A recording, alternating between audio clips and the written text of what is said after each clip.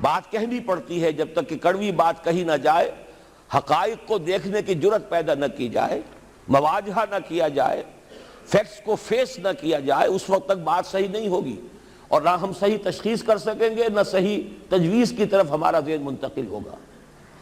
میں بہت سخت بات کہہ رہا ہوں، آج آسمان کے نیچے اس زمین پر عذاب الہی میں گرفتار امت مسلمہ ہے۔ بالفعل آج ہم امت مرحومہ نہیں ہیں، رحمت والی امت نہیں ہیں، امت معذبہ ہیں۔ آج ہم پر اللہ کا عذاب ہے۔ وہ کیوں ہے؟ دیکھیے، اللہ کا قانون یہ ہے، اور یہ اللہ کی سنت ہے۔ میں نے اپنی ایک کتاب میں اس پر مفصل بہت مضمون لکھا ہے، قرآن کا قانون عذاب۔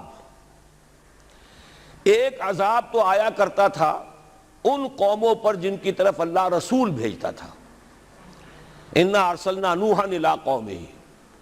اگر رسول کی بات مان لی تو قوم کے لیے بہت خوشحالی ہے، مبارکباد ہے، اللہ کی رحمتوں کے سائے ہیں، اور نہیں مانی تو بربادی ہے، تباہی ہے، خاتمہ ہے۔ پوری قوم نوح غرق کر دی گئی، پوری قوم عاد ختم کر دی گئی، حضرت ہود کو نہیں مانا۔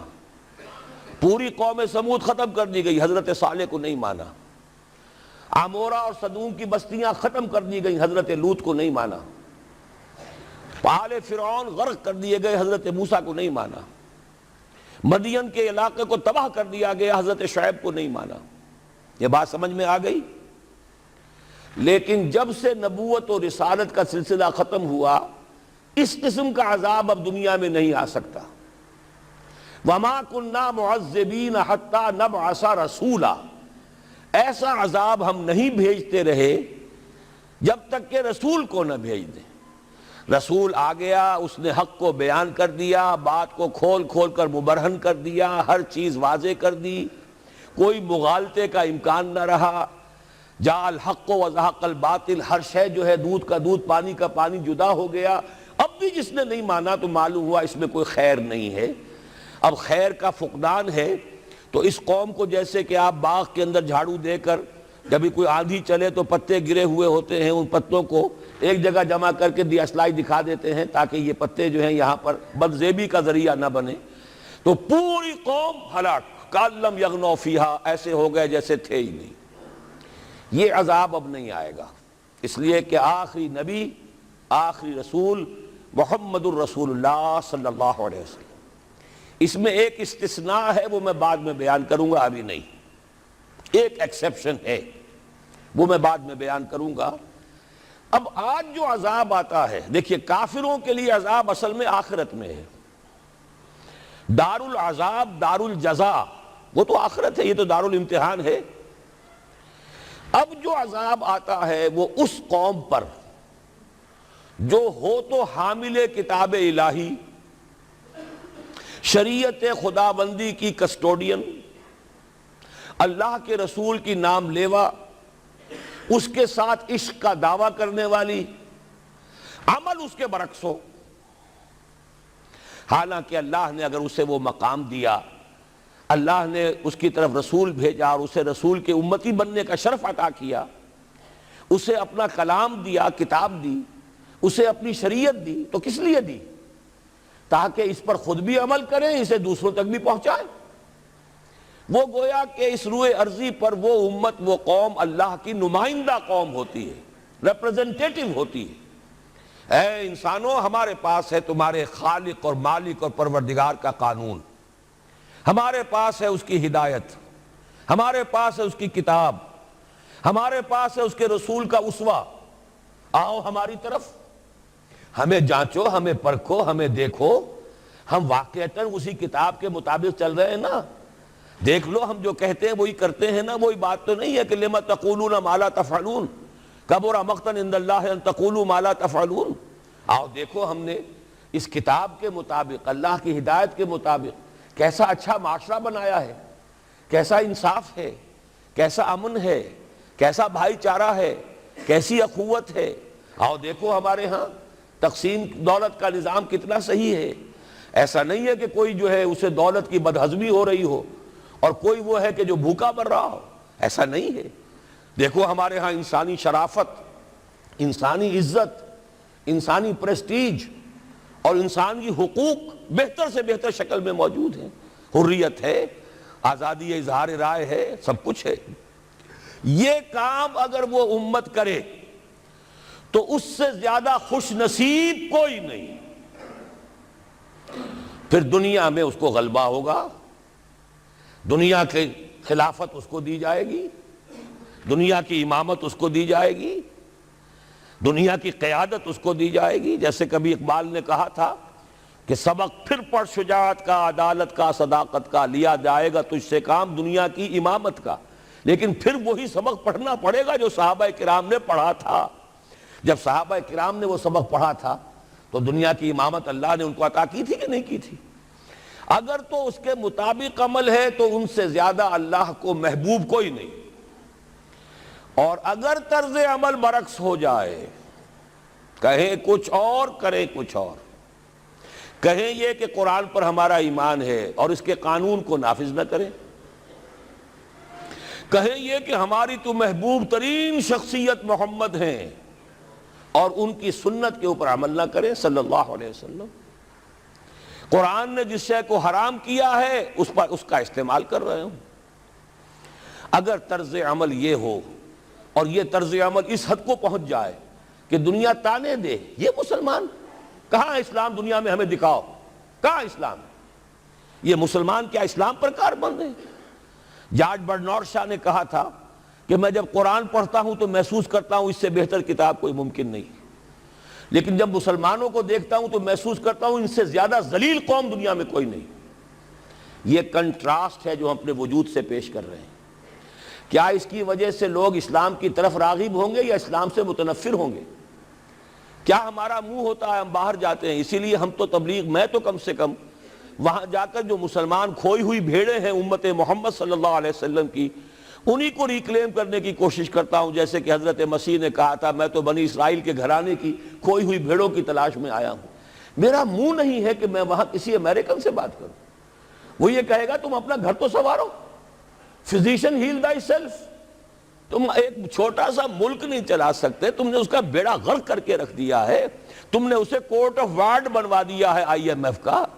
ہاں یہاں تو گھڑی گھڑی جو ہے قرقمین آتے ہیں آئی ایم ایف کے اور ورلڈ بینک کے قرقی کرنے کے لیے، ہر روز ایک نئی قرقی ہو رہی ہے، ہر روز جو ہے آج پھر گاڑیوں کا کرایہ بڑھ رہا ہے، بجلی کا کرایہ قرقی ہو رہی ہے۔ عوام کے اندر جو بھی رہا رہ گیا اسے بھی چوسنے کا اور کشید کرنے کے لیے ایک حکومت کو گرا دو، وہ تو بدنام کر دی گئی، دوسری حکومت لے آؤ اس کے ہاتھ میں کچھ کام کروا لو، وہ بدنام ہو جائیں گے تو ان کو بھی ہٹا دینا۔ ان کا کیا کھیل ہے؟ یہ کھیل کھیلتے رہیں گے اور اس میں یہ ہے کہ اپنی قرقیاں کرتے چلے جاؤ۔ یہ حال اب کیا میرا منہ ہے کہ میں جا کر وہاں بات کروں؟ تم اپنے گھر کو دیکھو، تم اپنے ملک کو دیکھو، ایک وہ ہے جنہیں تصویر بنا آتی ہے، ایک تم ہو کہ لیا اپنی بھی صورت کو بگاڑ۔ ایک ہی ساتھ تم آزاد ہوئے تھے، ہندو بھی تھے کہ نہیں تھے؟ انہوں نے اس ملک کو بنایا ہے، اپنی معیشت کو، اپنی اکانومی کو اپنی بنیادوں پر، اپنے پاؤں پر، اپنے پیروں پر کھڑا کیا ہے۔ آج جو ہے وہ ایک منی سپر پاور بن چکا ہے، اور وہ کہ ڈرتا تھا پاکستان دو طرف سے ہمیں جو ہے قابو میں کر لے گا۔ پہلے تقریباً 20 برس جو ہیں ہندوستان کے، بھارت کے کانپتے ہوئے گزرے ہیں پاکستان سے، اب 30 برس سے جو صورتحال ہے وہ آپ کو معلوم ہے۔ تو صورت یہ ہے کہ جب کوئی قوم جو امت مسلمہ ہو یہ طرز عمل اختیار کرتی ہے تو عذاب اس پر آتا ہے۔ بڑی کڑوی بات ہے، آج عذاب کفار پر نہیں آ رہا، وہ تو اللہ تعالیٰ ان سے آخرت میں نبٹ لے گا، اور آخرت تو ہے ہمیشہ کی، بڑا سو عذاب تو وہی کا ہے۔ وَلَعَذَابُ الْآخِرَةِ أَكْبَرُ لَوْ كَانُوا يَعْلَمُونَ۔ دنیا میں کفار پر عذاب آتا تھا جب کوئی رسول بھیج دیا جائے، اب رسول آئے گا نہیں، ایک ایکسیپشن ہے وہ بعد میں بتاؤں گا، لیکن اب دنیا میں جو عذاب آتا ہے وہ مسلمان امت پر آتا ہے۔ اب اس کو چونکہ بات بہت کڑوی ہے، تھوڑا سا میں اس کے اندر آپ کے لیے سمجھنا، حلق سے اتارنا اس کڑوی گولی کا آسان کر دوں۔ دیکھیے ہم سے پہلے بھی ایک امت مسلمہ تھی کہ نہیں؟ ہماری عمر جو ہے امت مسلمہ کی حیثیت سے ابھی 1400 برس ہوئی ہے. 1417 سن ہجری چل رہا ہے نا. اس میں آپ اور حضور کی بعثت 12 برس اور، تو 1430 برس سمجھیے، اس لیے کہ اس وقت جب سے کہ وحی کا آغاز ہوا ہے. یہ ہماری کل تاریخ ہے. ابھی 1450 برس نہیں ہوئی. ہم سے پہلی جو امت تھی 2000 برس تک اسی مقام پر فائز رہی. وہ کون تھے؟ بنی اسرائیل. وہ موسیٰ کے امتی تھے، ہم محمد کے امتی ہیں علی نبینا و علیہ الصلوۃ والسلام. انہیں تورات دی گئی تھی، ہمیں قرآن دیا گیا ہے. نبی ہونے کے اعتبار سے افضل ترین نبی، رسول ہونے کے اعتبار سے اکمل ترین رسول، کتاب ہدایت ہونے کے اعتبار سے جامع ترین کتاب، نوع انسان را پیام آخری حامل او رحمت للعالمین. یہ اپنی جگہ تقابل ہے، لیکن ایک اور اعتبار سے دیکھیے، عمر اس کی طویل تھی 2000 برس، ہماری ابھی 1400 برس ہوئی. اور دوسری بات، اس امت میں 1400 برس تک کوئی وقت ایسا نہیں گزرا کہ کوئی نبی موجود نہ ہو. سینکڑوں نبی آئے. شروع ہوئی ہے 1400 قبل مسیح میں، جب تورات دی گئی حضرت موسیٰ کو. اور آپ کو معلوم ہے اس وقت 2 رسول تھے، موسیٰ بھی اور ہارون بھی علیہ الصلوۃ والسلام. پھر حضور کی حدیث بخاری شریف میں موجود ہے، کانت بنو اسرائیل تسوسہم الانبیاء کلما ہلک نبی خلفہ نبی. بنی اسرائیل کی سیاست اور حکومت جو ہے انبیاء کے ہاتھ میں ہوتی تھی. جب بھی کوئی نبی فوت ہوتا تھا دوسرا نبی اس کا قائم مقام، اس کا جانشین ہو جاتا تھا. جیسے داؤد کے بیٹے سلیمان. آخری جو نبی آئے ان کے ہاں وہ حضرت مسیح، اور ان کے ہم عصر حضرت یحییٰ علیہ الصلوۃ والسلام. تو یوں سمجھیے 2 سے شروع ہوا، 2 پر ختم ہوا. موسیٰ و ہارون، عیسیٰ و یحییٰ، درمیان میں 1400 برس، اور کوئی وقت ایسا نہیں ہے جب کہ کوئی نبی موجود نہ ہو. کیسی امت تھی. اسی لیے میں نے آپ کو بتایا قرآن مجید میں سورہ بقرہ میں 2 جگہ فرمایا ہے، یا بنی اسرائیل اذکروا نعمتی التی انعمت علیکم وانی فضلتکم علی العالمین. 6واں رکوع بھی شروع ہوتا ہے اسی آیت سے سورہ بقرہ کا، اور 15واں رکوع پھر شروع ہوتا ہے اسی آیت سے. اے بنی اسرائیل، میرے اس انعام و اکرام کو یاد کرو جو میں نے تم پر کیا، اور میں نے تو تمہیں تمام جہان والوں پر فضیلت دی تھی. لیکن وہی بنی اسرائیل جب ان کا طرز عمل کیا ہوا، شریعت کو پس پش ڈال دیا. نبذ فریق من الذین اوتوا الکتاب کتاب اللہ وراء ظہورہم مثل الذین حملوا التوراۃ ثم لم يحملوها کمثل الحمار يحمل اسفارا. کتاب سے ناطہ توڑ لیا، بس اس کو مقدس کتاب بنا کر رکھ دیا، نہ پڑھنا، نہ سمجھنا، نہ اس پر عمل کرنا، جیسے ہم کرتے ہیں. ایصال ثواب کی محفلوں میں کام آتا ہے، یا بچیوں کو وہ جہیز میں دینے کے کام آتا ہے، یا قرات کی محفلیں ہوتی ہیں، مقابلے ہوتے ہیں. اللہ اللہ خیر صدہ قرآن مجید سے ہمارا کیا سروکار رہ گیا ہے. بہایا تشترا کار جزی نیست کہ از یاسین او آسا بمیری. عیاشیاں کرتے تھے، بدماشیاں کرتے تھے، غلط کام کرتے تھے، لیکن انہیں خیال یہ تھا کہ ہم چونکہ ابراہیم کی نسل سے ہیں، موسیٰ کی امت میں سے ہیں، نحن ابناء اللہ واحباؤہ، ہم تو اللہ کے بیٹوں کے مانندے بڑے چہیتے ہیں. اسی پر اللہ نے فرمایا فَلِمَ يُعَذِّبُكُمْ بِذُنُوبِكُمْ بَلْ أَنْتُمْ بَشَرٌ مِّمَّنْ خَلَقَ. ایسے ہی تم چہیتے اور لاڈلے ہو تو اللہ تعالیٰ تمہیں عذاب کیوں دیتا رہا ہے؟ تمہیں نیبوکڈ نظر کے ہاتھوں پٹوایا 600 قبل مسیح میں، یوں سمجھیے تقریباً وسط میں آتا ہے یہ معاملہ. 1400 قبل مسیح میں تورات دی گئی، اور سمجھیے کہ ایک مسیحی میں حضرت مسیح آ رہی ہے 30 سن عیسوی میں. ان کے درمیان تقریباً وسط میں اشیریوں کے ہاتھوں پٹوایا اور اب بابلیوں کے ہاتھوں پٹوایا. بخت نصر جس کو کہتے ہیں، نیبوکڈ نظر، 6 لاکھ یہودی اس نے قتل کیے یروشلم میں. 6 لاکھ کو قیدی بنا کر لے گیا. ہیکل سلیمانی گرا دیا گیا جو کہ ان کا کعبے کے درجے میں تھا. اور یہ کہ کوئی ایک متنفس نہیں بچا یروشلم میں، کوئی 2 اینٹیں سلامت نہیں رہی. انہیں لے گیا بیبیلونیا میں، کیپٹیوٹی، پیریڈ آف کیپٹیوٹی. وہاں سے واپس آئے، توبہ کی انہوں نے، حضرت عزیر علیہ السلام کی دعوت توبہ جو ہے، توبہ کی منادی کے نتیجے میں، تو پھر اللہ نے انہیں ایک موقع اور دیا اور ان کی ایک بڑی عظیم سلطنت قائم ہوئی، مکابی سلطنت، اور پھر ٹیمپل جو ہے دوبارہ بنا۔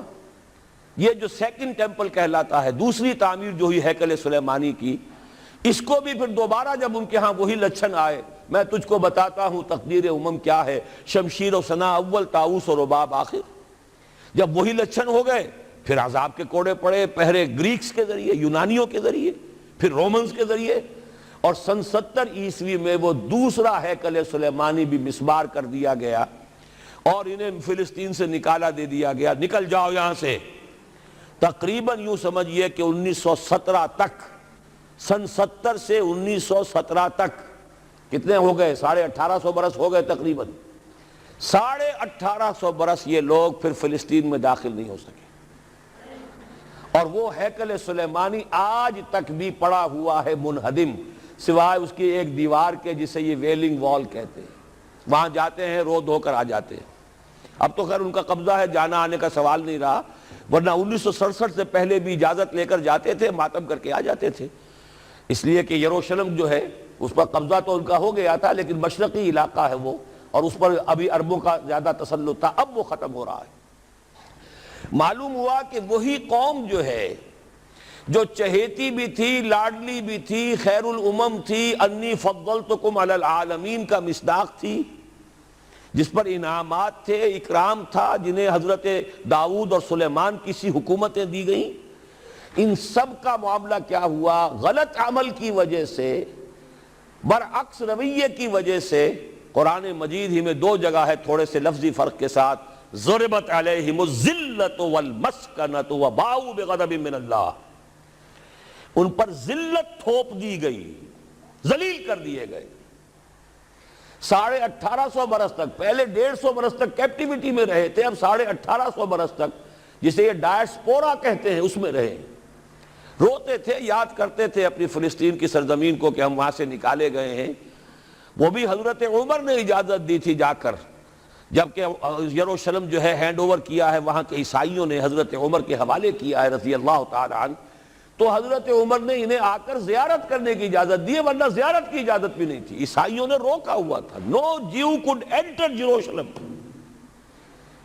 اور وہ جو معاہدہ کیا تھا عیسائیوں نے حضرت عمر سے، یہ ان کی طرف سے شرط تھی کہ آپ یہاں یہودیوں کو آباد ہونے کی اجازت نہیں دیں گے، لیکن کم اینڈ وزٹ، آئیں زیارت کریں اور جائیں، لیکن یہاں آباد نہیں ہوں گے۔ یہ قوم جو اونچی تھی، بڑی تھی، فضلتکم علی العالمین تھی، لیکن وہی قوم ضربت علیہم الذلۃ والمسکنۃ وباؤوا بغضب من اللہ، اللہ کے غضب کو لے کر لوٹی۔ یہ ہے اصل میں وہی معاملہ جو آج ہمارے ساتھ